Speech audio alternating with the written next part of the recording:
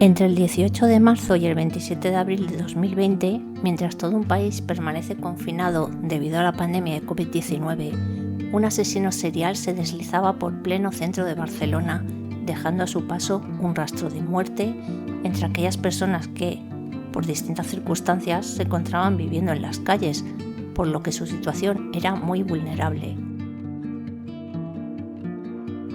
Hoy conoceremos un caso criminal que pasó bastante inadvertido en su momento en España, en plena crisis sanitaria, y que afectó a un grupo de población que suele ser invisible para la sociedad. Bienvenidos a Refugio a Medianoche. Si os interesan los casos de crímenes reales, fenómenos inexplicables, leyendas, entre otros temas de misterio, os animo a suscribiros al canal. Así que, sin más preámbulo, empezamos. Nos encontramos en Barcelona, a 18 de marzo de 2020. 4 días antes, el Gobierno de España declaró el estado de alarma debido a la crisis sanitaria y la obligación de permanecer confinados en casa en todo el país. Las calles quedan completamente desiertas, con excepción de aquellas personas cuyo trabajo es esencial, cuerpos de seguridad y personas sin techo que se protegen en portales y demás recovecos de la ciudad. Ese día, la tensa quietud se verá rota por el macabro hallazgo de un cadáver en plena calle. Se trata del Laureano Almeida da Mora, de 60 años y natural de Orense.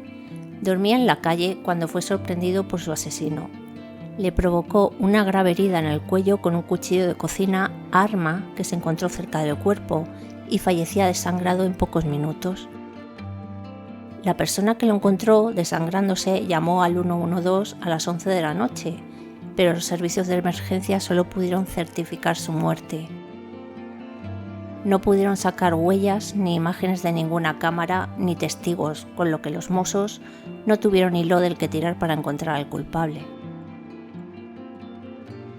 16 de abril de 2020. A pocas calles del lugar del asesinato del Laureano, aparece otra víctima asesinada de manera violenta.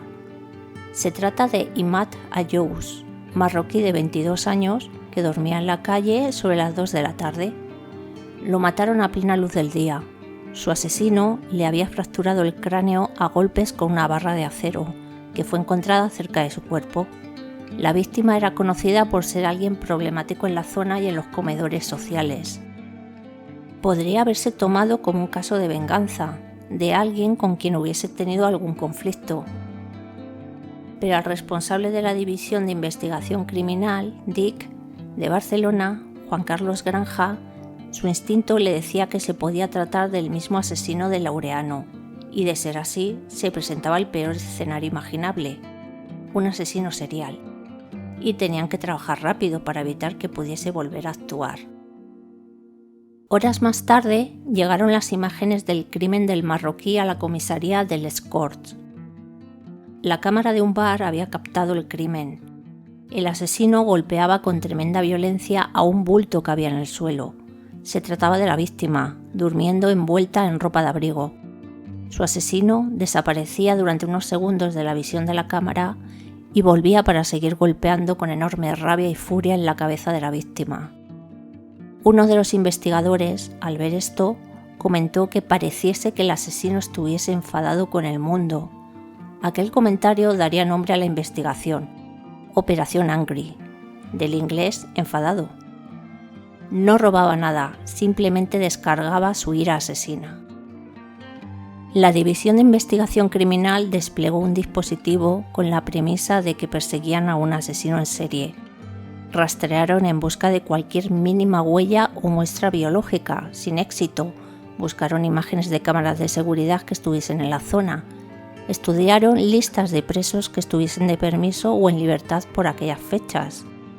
Finalmente, dieron con unas imágenes del metro de Barcelona en las que vieron a su objetivo colándose en los tornos y moviéndose de forma errática, nerviosa, mientras observaba constantemente a su alrededor.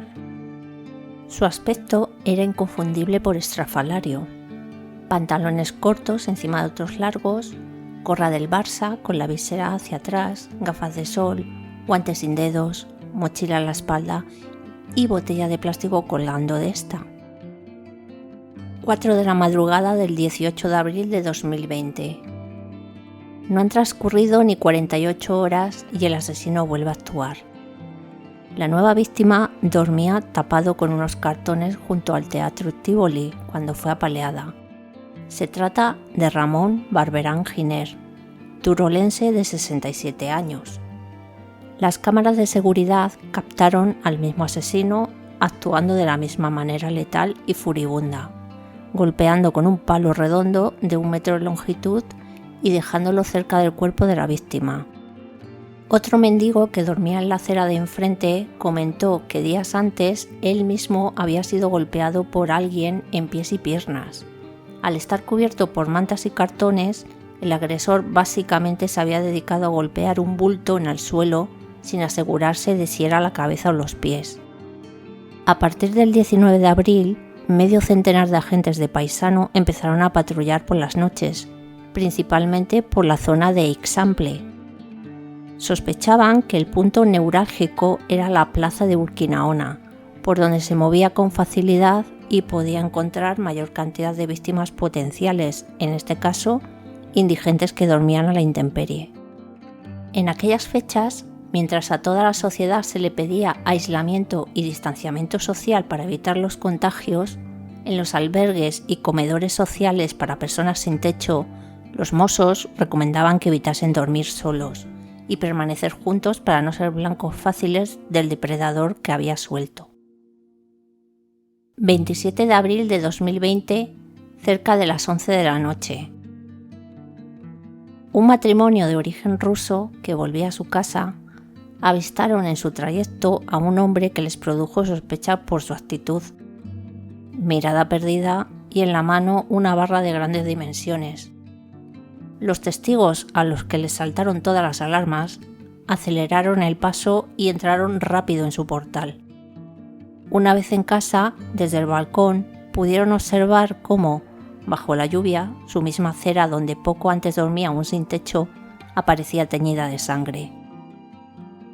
Tras el aviso de esta pareja, los mossos se personaron en el lugar del crimen. La víctima era Jean-Pierre Herbillon, francés de 32 años. Se trataba del mismo indigente que días antes había informado del asesinato de Imad y que ya había sufrido un primer intento al ser golpeado en las piernas mientras dormía. Mientras los agentes de homicidios identificaban a la víctima, paralelamente se producía una persecución, ya que los grupos de Paisano que vigilaban las calles habían logrado localizar al objetivo y lo acechaban a distancia para localizar su madriguera y tener pruebas para imputarle los crímenes. Tras un buen rato siguiéndole y viendo la forma errática de moverse, ya que tan pronto iba hacia un lado como hacia otro, salía corriendo, paraba, al final decidieron detenerlo sin esperar por el temor a perderlo de vista. El arrestado se llamaba Tiago Lages Fernández, nacido en la localidad brasileña de Belo Horizonte, el 25 de enero de 1985. Entró en Portugal por el aeropuerto de Lisboa, donde residía su hermana, y desde entonces había ido acumulando infracciones y delitos como robo o vandalismo. En cuanto a su lista de delitos en Brasil, ya daba señales de ser un personaje violento por amenazas, agresiones a agentes, acoso a mujeres, drogas. En 2016 estuvo ingresado en un centro psiquiátrico varios meses, lo que podría explicar los arrebatos de furia que tenía con gente aleatoria. Desde el mes de enero de 2020 vivía en una vieja caravana y en el momento de la detención la tenía aparcada en la calle Molí de la urbanización Les Planes, en Barcelona. Su forma de actuar era ir en tren hasta el distrito de Ixample. A la salida de las estaciones cogía algún objeto que le pudiese servir de arma en alguna zona de obra y una vez cometidos sus crímenes volvía a su lugar de residencia cogiendo un autobús en Plaza Urquinaona. Aun con todas las dificultades que tuvieron los investigadores por la falta de testigos debido al confinamiento, Este mismo factor facilitó que pudiesen localizar el rastro del sospechoso a través de las cámaras de seguridad, tanto del metro como de locales del exterior. En 2023, Thiago es condenado a 63 años de cárcel por el asesinato de 3 personas, Imad Ayous, Juan Ramón Barberán y Jean-Pierre Herbillon, 21 años por víctima, 20 por cada crimen más 1 por delito contra la integridad moral de cada víctima. El grupo de homicidios de los Mossos d'Esquadra pudieron probar sin género de dudas la culpabilidad de Thiago Lages Fernández en los 3 últimos crímenes y, aunque trabajaron para intentar acreditar la responsabilidad de la muerte del Laureano Almeida, de la que estaban seguros, no pudieron demostrarla. Los investigadores sospechan que no fueron sus primeras víctimas, debido al comportamiento tan agresivo y sus antecedentes psiquiátricos. Los Mossos contactaron con Policía Nacional y Guardia Civil para comprobar si tenían algún caso sin resolver del que cuadrase con el modus operandi de Thiago Lages. También contactaron con la policía de países cercanos, principalmente Francia y Portugal. Sin embargo, a fecha de hoy no consta que actuase en otros lugares. ¿Creéis que estas fueron sus únicas víctimas o ya había actuado antes? Dejadme en comentarios lo que pensáis y nos vemos en próximos vídeos con más casos. ¡Hasta la próxima!